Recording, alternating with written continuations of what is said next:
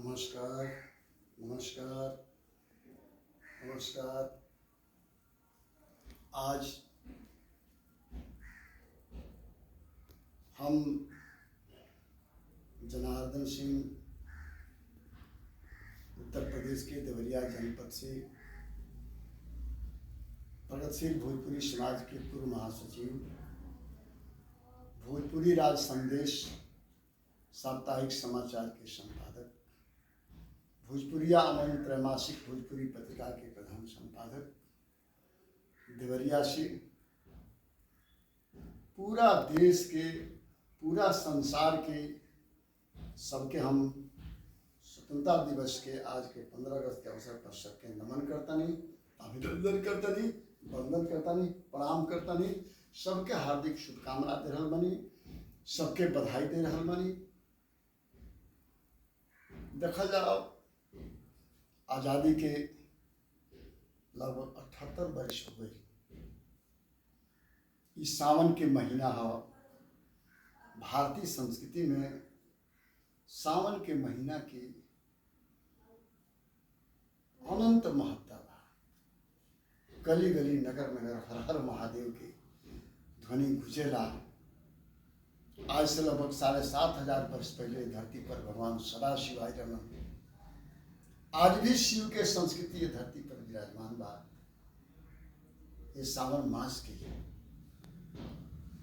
रक्षाबंधन के अवसर पर सब भाई, सब बहन लोग के, दुनिया के सारा बहन लोग के हम बधाई देतानी, नमस्कार करतानी, अभिनंदन करतानी। इस सावन महीना में ही काल 14 अगस्त रहे। 14 अगस्त के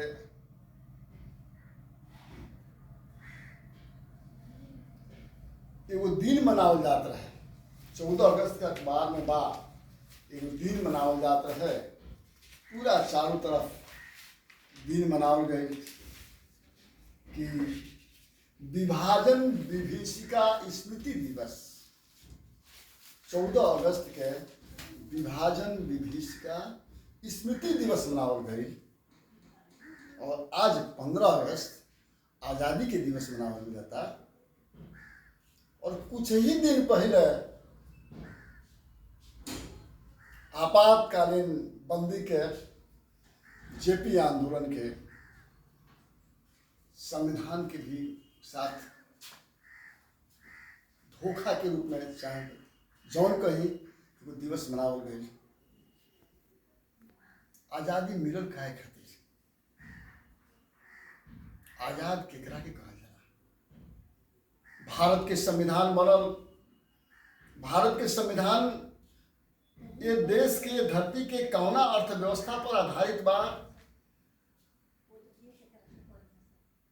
ये वो प्रश्न बा, सवाल बा। और संविधान पर ही रात दिन चर्चा हो रहा बा। कुछ दिन पहले चुनाव रहला। चुनाव में संविधान पर चर्चा हो रहा कि संविधान बदल दिया जाए, संविधान ऐसा हो जाए, ऐसा हो जाए। लेकिन देखिए, सारा दर्शन इस देश में बा, धरती पर। बाइबिल, कुरान, धार्मिक दर्शन, बाइबिल, कुरान शरीफ, आपके गुरु ग्रंथ साहिब, गीता, यानी सारा दर्शन ये धरती पर बा। और सारा महापुरुष लोग भिन्न भिन्न दर्शन, भिन्न भिन्न देश काल पत्र युग में आई ये धरती के मानवता के कल्याण खातिर। और सारा फिलासफी धरती पे बा। कार्ल मार्क्स महोदय दास कैपिटल, एडम स्मिथ पूंजीवाद की व्यवस्था, मजहबी व्यवस्था आई। और सारा फिलॉसफी की बा। और सब फिलॉसफी पर सारा संगठन बा। और सब धीरे धीरे धीरे धीरे आज विकृत रूप बा। ये दर्शन के लोग कहाँ गए? ये धर्म के अध्यात्म के लोग कहाँ गए? आज समाज में चारों तरफ हाहाकार बा। आदमी के चैन से 2 रोटी खाई मुश्किल हो गई बा। आज समाज में इतना भेदभाव बा। और हम आज़ादी के दिवस मनावत हैं।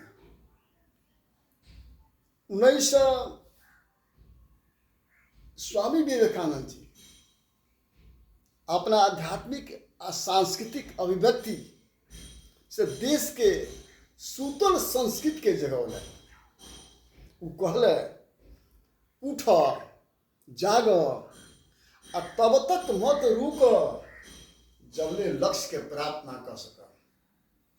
अमेरिका के शिकागो शहर में कोलंबस शहर में 7,000 प्रबुद्ध भारतीय जनता के बीच स्वामी विवेकानंद ने खड़ा होकर अखिल विश्व धर्म सम्मेलन से संबोधित करत कहले कि sisters and brothers of America.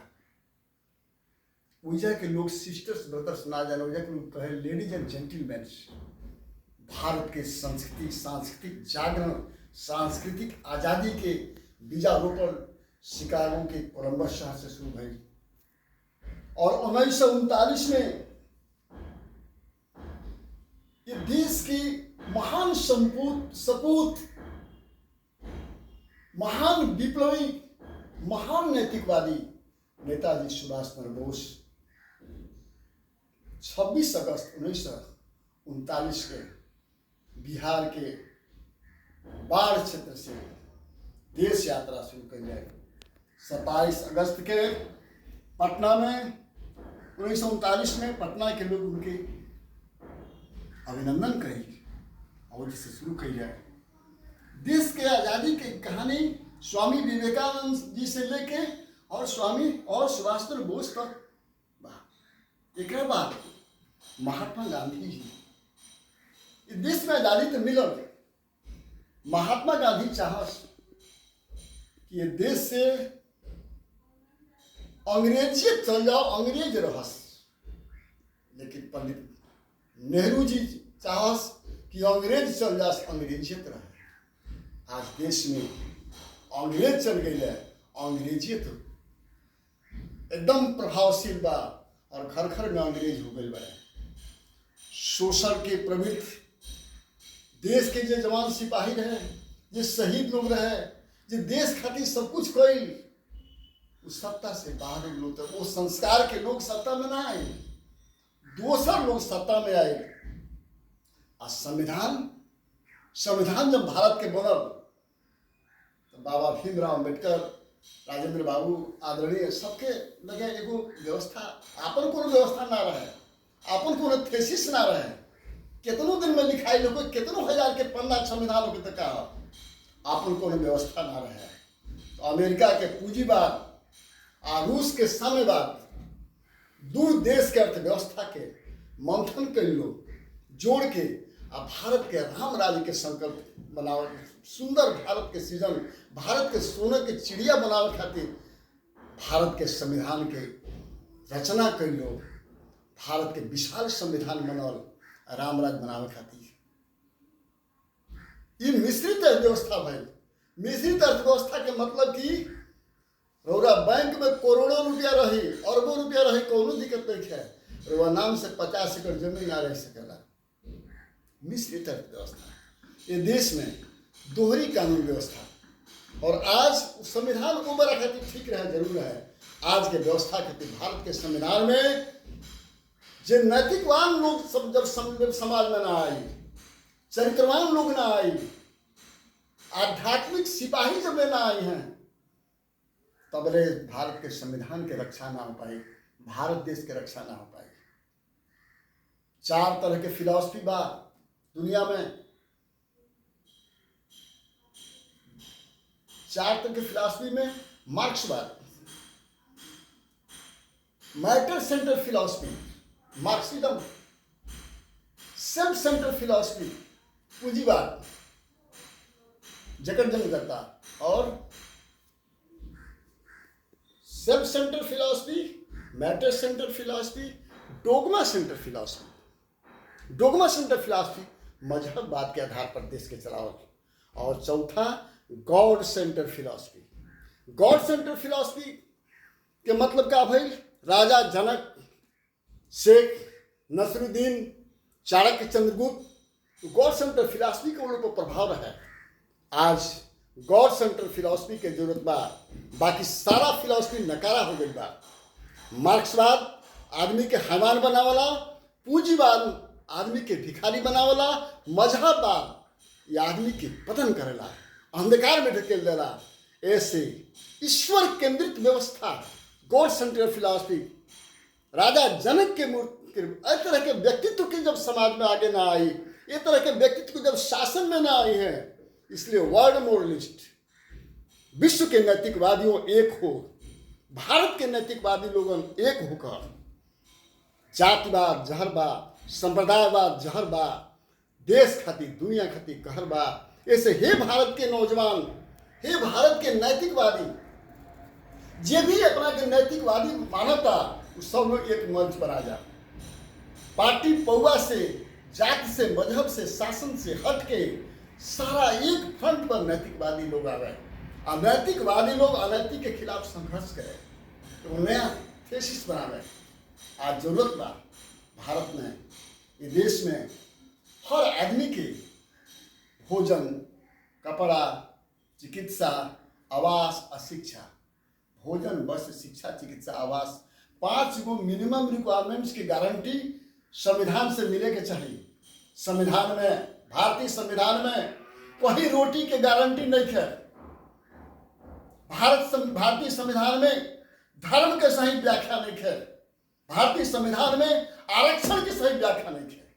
और आज देश धर्म और आरक्षण ये दोनों पर जल रहा बा। धर्म और आरक्षण पर निष्पक्ष नैतिकवादी लोग के आवे चाहिए। कहा कि मानसिक रूप से देश के जज, न्यायाधीश, प्रोफेसर, अधिवक्ता, विद्वान, विचारक मानसिक रूप से विकलांग हो गए बड़े। सही बात कहे के क्षमता नहीं है, सत्य बात कहे के फ्रंट पर नहीं आ सकत। आज के बुद्धिजीवी, जातिवादी कोई खातिर बड़ा बड़ा बुद्धिजीवी, बड़ा लेवल बा, ये सम्मान, पद्मश्री, पद्म भूषण सम्मान, लेकिन अंदर जातिवाद कूट कूट के ओकरा अंदर भरल बा। आज बड़ा लोग जब IAS वाले पद पर, IPS वाले पद पर, तो बहुत कुछ कहता रहे। जब पद पर पड़े तो बहुत कुछ लिखता रहे। उनका देखो बिहार कि हम कितना नैतिकता से काम करता नहीं, कितना ईमानदारी से काम करता नहीं, शासन में कितना मानवता के ख्याल करता नहीं। एक ख्याल नहीं क्यों पद में बढ़ता, रिटायर हो गया के बाद उनका लगातार पैसा हो जाता और लिखता रहे प्रसिद्ध समाज सेवी, समाज सुधारक, साहित्यकार, और रोज हर महीना में किताब छपता है। पैसा कहाँ से होता है, लिखत कहाँ से बढ़े। जबले वो IAS भाई, जबले IPS भाई सत्ता में रह तब लोग भ्रष्टाचार शोषण ना लोग, आ सत्ता से बाहर मिले तो समाजी कार्यकर्ता, देश के कर्णधार, समाज के बात बतियावे लगले। ये तरह के आज के मानसिकता समाज में लोग करता है। ये से आज जरूरत बा एगो नया फिलॉसफी, नया दर्शन के जरूरत बा, नया लोग के जरूरत बा, जे देश में आके जे नैतिकता के रक्षा के ऐसे कि समाज के काम करे खातिर नैतिक बेस चाहिए। नैतिकता के व्याख्या भी सही करे के पड़ी, नैतिकता के व्याख्या सही जाने के पड़ी कि नैतिकता क्या कहा। ऐसे स्वतंत्रता दिवस के अवसर पर देखिए, भारत के बाहर कोई वो देश बा जहाँ 15 अगस्त के भी आज़ादी मनावल जाला, वो अपना देश में अपना गुलाम में 15 अगस्त के आज़ाद भइल बा। उनमें बहरीन बा, फ्रांस बा,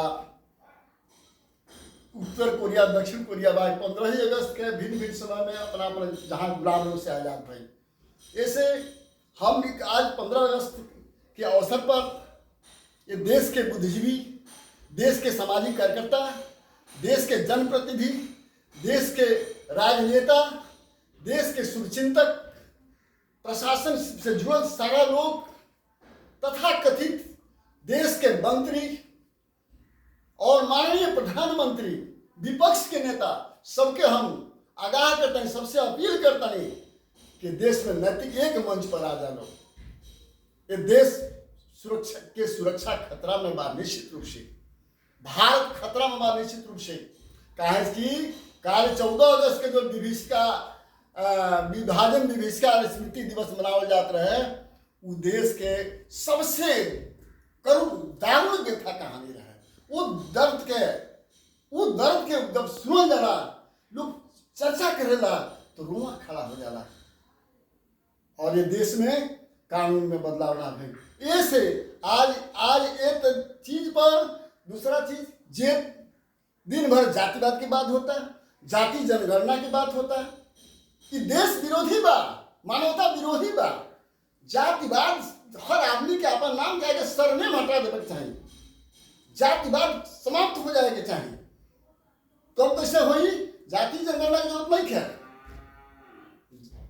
एगो कानून बनावे के चाहिए कि केहू आदमी अपना नाम के आगे सरनेम जात ना लिखी, कोनो जात ना लिखी, खाली नाम लिखी बस। ये तरह के कानून बने के चाहिए, जात से अलग हट के, तब जात के फीलिंग ना हो। और जाति जनगणना से जातिवाद हुई, और जातिवाद बढ़ले बा होइगा। जातिवाद देश खातिर जहर बा, कोढ़ बा। जातिवाद कैंसर बा। और संप्रदायवाद जब कहल जाता तो रिलीजन, ये देश में रिलीजन और धर्म में अंतर बा। रिलीजन और धर्म में अंतर बा। रिलीजन के उपधर्म कहल जाला। धर्म के सही व्याख्या भागवत धर्म, मानव धर्म, ई धर्म है जिसके भागवत धर्म कहल जाला, मानव धर्म कहल जाला। लेकिन रिलीजन के रूप में, मजहब के रूप में हिंदू, मुस्लिम, सिख, ईसाई, तमाम तरह के कम्युनिस्ट भी एगो रिलीजन है। जितना फैक्टर एगो रिलीजन के होला, हिंदू, मुस्लिम, सिख, ईसाई के रिलीजन के फैक्टर बा, उतना ही कम्युनिस्ट रिलीजन के भी फैक्टर सेम बा। और कम्युनिस्ट रिलीजन भी सबसे खतरनाक बटे कट्टरवाद बा। ऐसे कम्युनिस्ट भी एगो रिलीजन के ऊपर, नाम है पार्टी, नाम है दर्शन, लेकिन वो रिलीजन के ऊपर ले बा। जहां सोचे की क्षमता ना होखे। थिएनानमेन चौक चाइना में जब लाखों विद्यार्थियों के ओजा के टैंक कुचल दलस, तो एजा के कम्युनिस्ट के लोग कहे कि ठीक भाई बा, ई का हो, रिलीजन ना हो, ई संप्रदाय ना हो, काहे कह लोग ठीक बा। जब कम्युनिस्ट के नेता देश के बोली तो ठीक बा, एजा मानवता के हनन हो रहा बा। तो दुनिया में कहीं भी मानवता के हनन होके तो मानवतावादी, विश्व मानवतावादी, नैतिकवादी जे भी लोग हुई ओकर निंदा करी, ओके बढ़ावा ना दी। ऐसे वही तरह से जे कट्टरवादी हिंदू बा, कट्टरवादी मुस्लिम बा, कट्टरवादी अन्य मजहब संप्रदाय के लोग बा, वो अंधभक्त बा, अंधा बोलता, ओकर सोचे की क्षमता नहीं है। देखल जाओ मुस्लिम समाज में कुरान शरीफ में का लिखल बा हम नहीं जानत, हमारा ज्ञान बहुत अनुभव अध्ययन नहीं है, लेकिन एगो शब्द बा लोग कहला काफिर। और काफिर ये तरह से लोग गलत समझावला कि हिंदू काफिर हो। काफिर के मतलब होला कौन चीज? नास्तिक, जो ईश्वर को नहीं मानता है वो काफिर है। लेकिन एजा मुस्लिम भाई लोग, इस्लाम भाई लोग के बतावल जाला काफिर माने हिंदू होला। हिंदू को हटाओ, हिंदू नहीं रहेगा तो जन्नत मिलेगा। ये तरह के गलत सेंटिमेंट दे करके काफिर का मतलब होला नास्तिक। नास्तिक सिर्फ कम्युनिस्ट वाला है। और हिंदू में भी कुछ लोग बा ये ईश्वर के नाम मानला, वो नास्तिक है, वो काफिर है। लेकिन कोनो चीज के सही व्याख्या ना करके अंधभक्त में, कट्टरवाद में समाज में विकृति पैदा कर, समाज खातिर, विश्व मानवता खातिर बहुत घातक बा। आज भारत के स्वतंत्रता दिवस है। कि जे भी शहीद, जे भी लोग गांव से, गिराव से, गली से, पगडंडी से, देश से, विदेश से भारत के आज़ादी में जाने अनजाने हर तरह के सहयोग कर, मैं सबके अभिनंदन, वंदन करता नहीं, नमन करता नहीं, प्रणाम करता नहीं। धन्यवाद।